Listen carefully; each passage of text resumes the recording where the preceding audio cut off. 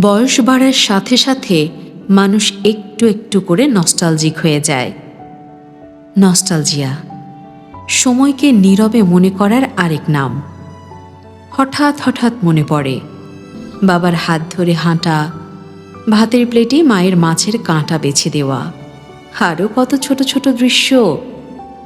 কান্না হাসির দোল দোলানো স্মৃতির ভেলায় ভাসতে ভাসতে পৌঁছে যাই অতীতে। তারপর কখনো অজান্তেই ভবিষ্যতের চিন্তায় ডুবে যাই। আর এই দুইয়ের ভিড়ে চুপচাপ হারিয়ে যায় বর্তমান। অথচ সত্যিটা খুব সহজ।